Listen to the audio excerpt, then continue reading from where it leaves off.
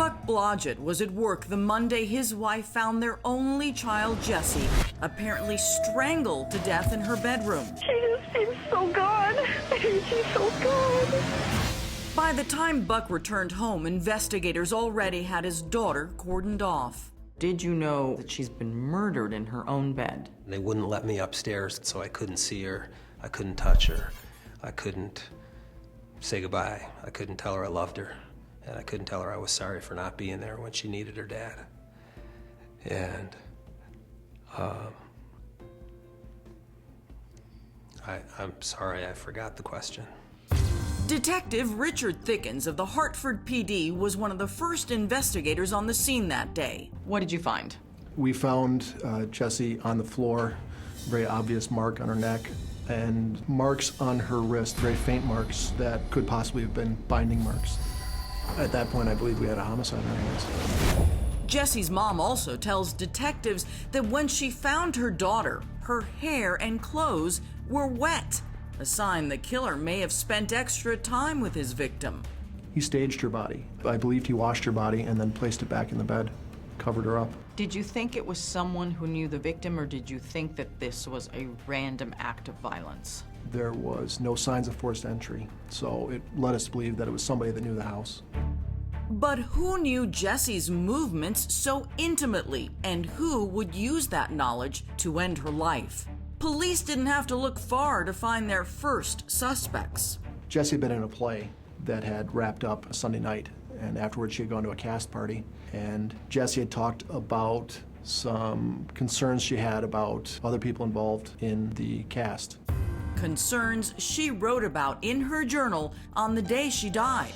Her own diary is telling you that there is an older man who's been bothering her, and you start looking at him.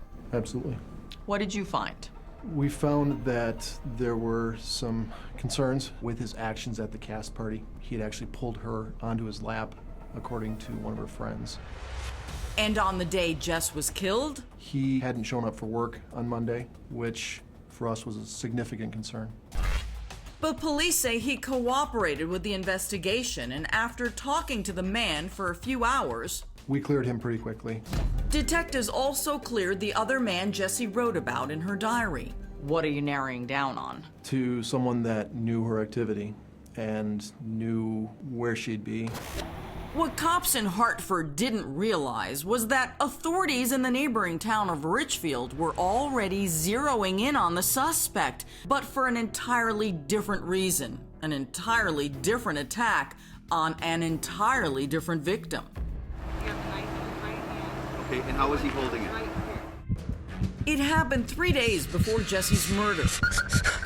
A young woman named Melissa Etzler was walking her dog at a local park when she was tackled from behind by a man with a knife. Washington County Detective Joel Clausing interviewed Melissa in the hospital shortly after the assault, her emotions still raw as her wounds from fighting off the attacker. All right, this is Detective Clausing. It is July 12th. Sorry. Do you need me to stop? And so what was her story? Well, I got down to the hospital and I started talking to her, and she couldn't write because her hand was all cut up. So I got a recorded statement. Melissa tells Detective Clausing she was just getting ready to leave the park that morning when she's startled by the sound of footsteps behind her.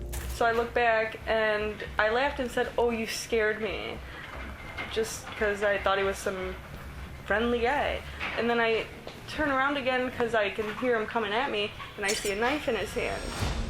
Melissa continues her story a few days later when police take her back to that park to reenact the crime. Take another step? Yeah. This is how far away you were when you first saw it. Okay? Then you turn around. Then I got a step closer. He had the knife in his right hand. After that, Melissa says it was fight back or die. Next thing I remember, I'm on the ground. He's on top of me. I'm stomach down. I'm holding onto the knife. We were fighting for it. I had the blade, and that's how I got caught. That's when he said, "Can I just go?" He said something weird to her. after she disarmed him, he asked if he could leave. And I believe she said no. When he tried taking it from me, I said no. Like, you're gonna go, I'm taking this with me. And as Melissa tells us, that's exactly what she did. Oh, I kept the knife. Yeah, that was in my car. It was a fish fillet knife. Wow, so you kept the knife. Right. Is that when he said, "Can I go?" He can't get it from me. He's trying, but he just can't get it out of my grip. So he finally is just like, can I just go? And it's like, well, you're the one on top of me, so. You're the one who attacked me. What are you doing? Exactly. So it was just bizarre. She says after that, the suspect ran off, but that she remembered every detail of her perpetrator. I can still see it in my head right now, what he was wearing. A white male, 18 to 20 years of age, 6'2", 210 pounds. Yep. He had light blonde hair with very fair skin. Yes. Okay, and you said he had checkered shorts? Plaid shorts. Melissa was the best witness I've ever had in my entire career. She described where he was parked in the parking lot and what kind of vehicle he was driving to within a couple of years. Dark blue minivan, Dodge Caravan. I don't know what year. An older model though. Based on Melissa's description of the suspect, police released this composite sketch to the media. We expected a bunch of calls saying I knew who this guy was. We didn't get anything. But when they circulate Melissa's near-perfect description of the suspect's van, I was approached by a Deputy Meyer from our department. He came up to me and said, I saw a car like that parked in that very same spot a couple months ago. But even better, he said, I found you a plate. How did he have the plate? He ran it that day. No way. Yeah. He ran the plate that day. He knew he ran the plate that day, so he looked back on all the plates that he had run over the past how many ever weeks and found it. and when police put a name to that plate, the focus of two mysteries in two separate towns narrows in on one very surprising suspect. The owner didn't match the description, but then they found out that they had a son who did. Coming up, who was driving that van? And what, if anything, does that have to do with Jessie Blodgett's murder? When the police called, He was at our house.